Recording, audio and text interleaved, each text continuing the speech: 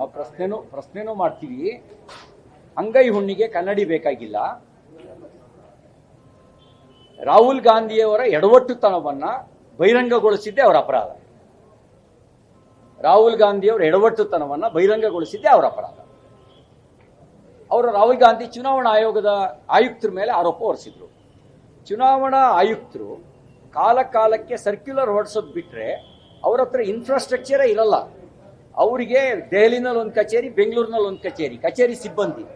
ಅದು ಬಿಟ್ರೆ ಉಳಿದಿದ್ದೆಲ್ಲವೂ ಕೂಡ ಆಯಾ ರಾಜ್ಯಗಳ ರಾಜ್ಯ ಸರ್ಕಾರದ ನೌಕರರ ಮೇಲೆ ಅವಲಂಬಿತರಾಗಿರ್ತಾರೆ. ಅವ್ರು ಕಾಲಕ್ಕೆ ಪ್ರಕಟಣೆ ಹೊರಡಿಸ್ತಾರೆ. ಈಗ ಮತದಾರ ಪಟ್ಟಿ ಪರಿಷ್ಕರಣೆ 15 ದಿನ ಮಾಡಿ ಅಂತ ಹೇಳ್ತಾರೆ. ಅವ್ರೇನ್ ಮಾಡಲ್ಲ, ಅವ್ರೇನು ಅಪ್ಲೋಡ್ ಮಾಡಲ್ಲ. ಡಿಲಿಷನ್ ಅಡಿಷನ್ ಅವ್ರ ಹ್ಯಾಂಡಲೇ ಇರಲ್ಲ. ಅವ್ರು ಕೇವಲ ಸರ್ಕ್ಯುಲರ್ ಹೊರಡಿಸೋದು ಮಾತ್ರ. ಈ ಮೂರ್ಖತನವನ್ನ ಬಹಿರಂಗಗೊಳಿಸಿದ್ರು, ಅದಕ್ಕೆ ಅವರಿಗೆ ಅಪರಾಧ. ನಾವು ಹೇಳ್ತಾ ಇದ್ವಿ, ನಾವು ವಿಪಕ್ಷದವರು, ನಾವು ಸತ್ಯ ಹೇಳ್ತಾ ಇದ್ವಿ. ಅದು ಆಡಳಿತ ಪಕ್ಷದವನು ಸತ್ಯ ಹೇಳದ್ನಲ್ಲ, ಅದಕ್ಕೆ ಅವ್ರಿಗೆ ಮುಜುಗರ ಆಯ್ತು. ಅದಕ್ಕಾಗಿ ರಾಜಣ್ಣನ ಬಲಿ ತಗೊಂಡು.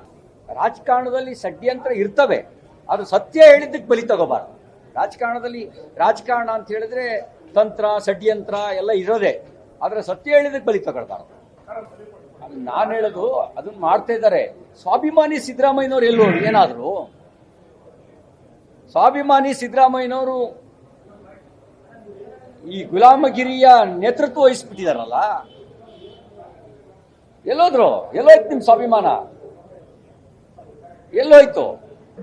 ನಿಮ್ಮ ಅಂತರಂಗಕ್ಕೆ ಪ್ರಶ್ನೆ ಮಾಡ್ಕೊಳ್ಳಿ, ನಿಮ್ ಸ್ವಾಭಿಮಾನ ಎಲ್ಲೋಗಿದೆ ಅಂತ ಹೇಳಿ. ಸ್ವಾಭಿಮಾನ ಸತ್ತೋಗಿದೆ.